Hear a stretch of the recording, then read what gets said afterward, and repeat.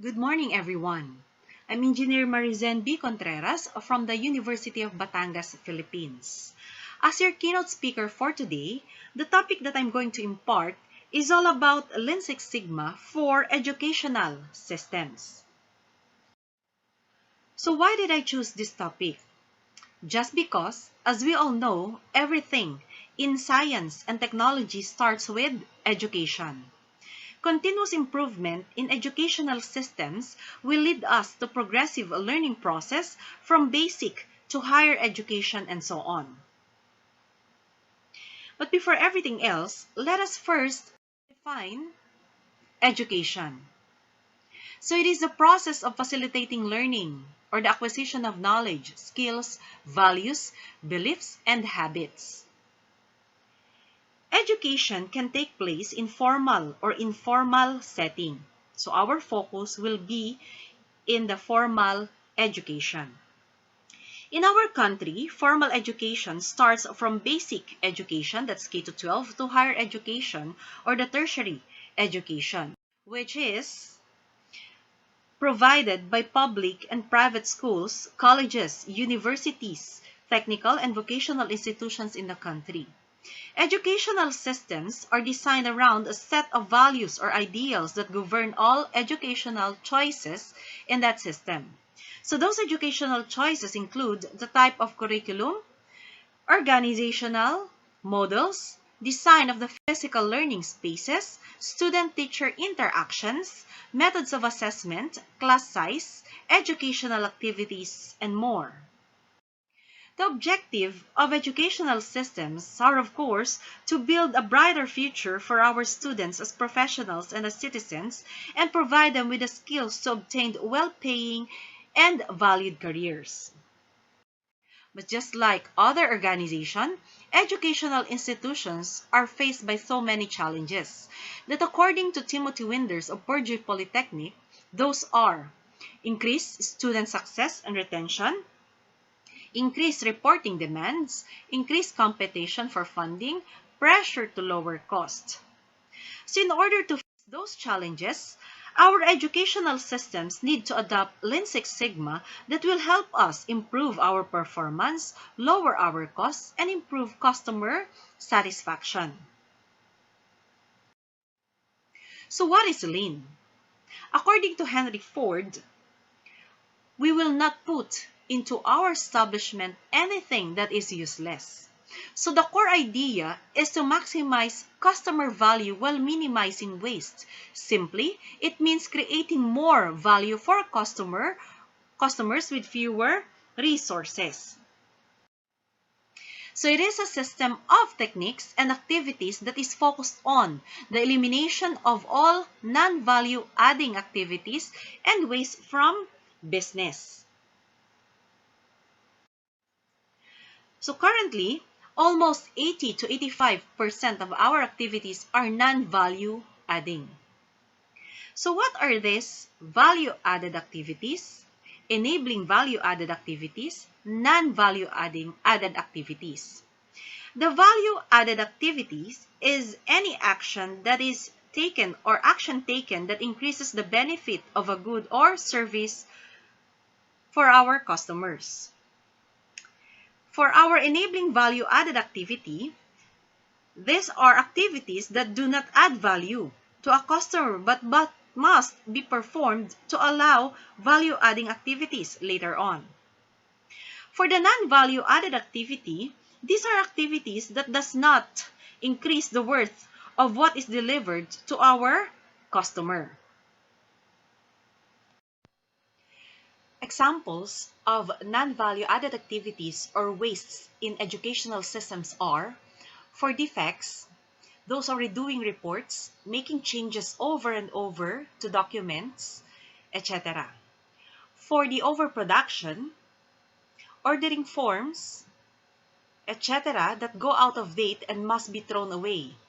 For transportation, the distance that paper has to travel to get approvals, signatures, and also this can include emails. For waiting for approvals or the emails in our inboxes to be opened and replied. For motion, the required routings that items take to get to the final customer, required forms that enter data repeatedly.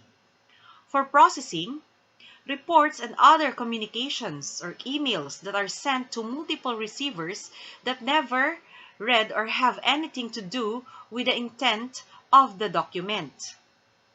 And of course, the biggest waste in lean education is the underutilization of all the elements in the education process, namely the teachers, the students, and the administrative staff. So the results of poor educational system are students who failed in exams due to unprogrammed education, students who graduate from educational institutions with an intention to find a good job and do not have lifelong learning ability, giving lessons that will not be used by the students in their professional lives and which will not contribute to the concept of value, planning mistakes in curricula, and other mistakes in training process. So, the good news is, every company has a tremendous opportunity to improve using lean techniques, the techniques that will enable us to deliver higher quality outputs at significantly lower cost.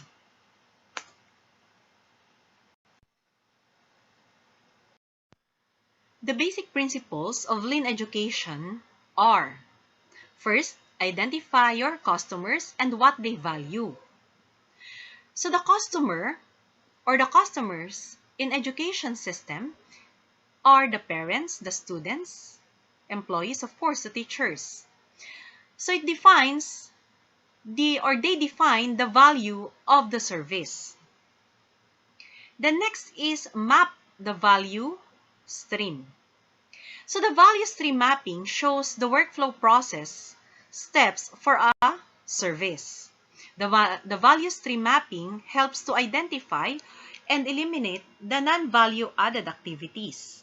This eventually helps us to reduce the process delays and thereby improves the quality of the service. The next is to create flow to the customer. So create flow to the customer by ensuring continuous flow system in rendering service. Flow will optimize the process to maximize process efficiency. The next is to establish pool based on customer demand. Establish pool approach by meeting system bit time. The bit time is the rate at which a service must be ready to meet the customer demand. Then, of course, seek continuous improvement. Finally, we must put consistent efforts to improve the existing business processes to cater ever-changing customer needs. This ensures elimination of waste and defects, free products and quality service to our customers. So, lean concepts can certainly be applied to teaching practices within schools, but it is important also to think about all of the processes that surround what happens in the classroom. Schools rely on a complex web of processes, including, of course, accounting, emergency preparedness, human resources, facility maintenance, budgeting, food service, technology, professional development, certification, fundraising, testing, parent-community relations, communications, office administration, transportation, and of course, reporting. Okay? So what is Six Sigma? According to Jack Welch, Six Sigma is a quality program that, when all is said and done, improves your customer experience, lowers your costs, and builds better leaders. So Six Sigma is a data-driven problem-solving methodology that the focus is on the process variation and emphasis is given to customer satisfaction. Continuous process improvement with low defects is the goal of this method. And this is our Six Sigma methodology. Okay?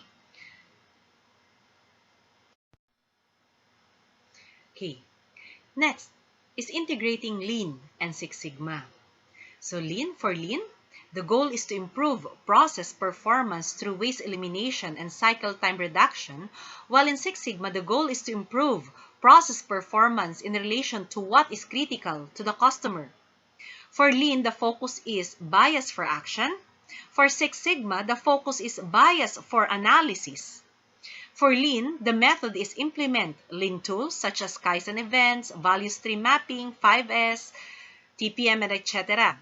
For Six Sigma, the method is it uses the MAIC method and quality tools. For Lean, the deployment is implicit infrastructure, while in Six Sigma, the deployment is explicit infrastructure. Lean is after speed, flow, and cost, while Six Sigma is after the customer satisfaction. So what is Lean Six Sigma? It leverages the best problem-solving methods to help organizations achieve their missions and satisfy customers. It is a fact-based, data-driven philosophy of improvement that values defect prevention over defect detection. Lean focuses on waste elimination, supports Six Sigma quality, while Six Sigma quality supports speed. So factors to be considered in the Lean Six Sigma for educational systems, first are the barriers. So what are those? Defect, silos, expectation of quick fixes, the terminologies, leadership, and culture. For critical failure factors, those are lack of visionary leadership, lack of process ownership, lack of training, poor project selection, cultural changes, academic freedom. For the readiness factors, leadership and vision, management commitment and vision, linkage to strategic plan, customer focus, and the right people. For the critical success factors, the leadership, the project selection, the training, the accountability, the right technology, the right marketing, communication, culture, and organizational readiness. Of course, for the key performance indicators, the university ranking, the student completion rate, the student satisfaction, the student attendance, the quality of the university's research, facilities satisfaction, application processing time, university housing. Here are some of the universities that use Lean Six Sigma. In Racine County, Wisconsin, the Racine Unified School District has applied Lean Six Sigma techniques to redefine its enrollment process in its middle school. Singapore Management University created significant change in their institution by training staff on Lean Six Sigma methodologies. University of Miami, Ohio has been called one of the most efficient schools in the country because of their work with Lean and Six Sigma principles, from big campus-wide initiatives to small and granular improvements, like, for example, digitizing the fingerprinting processes the campus police use.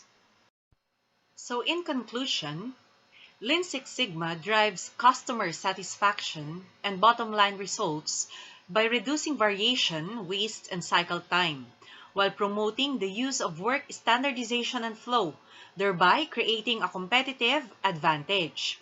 It applies anywhere variation and waste exist, and every employee should be involved.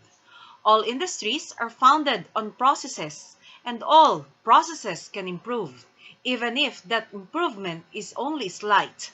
But even so, any improvement, especially in education, is a step in the right direction. It improves the quality of existing processes and makes us better managers. According to Henry Ford, coming together is a beginning. Keeping together is progress. Working together is success. And that's all. Thank you very much for listening.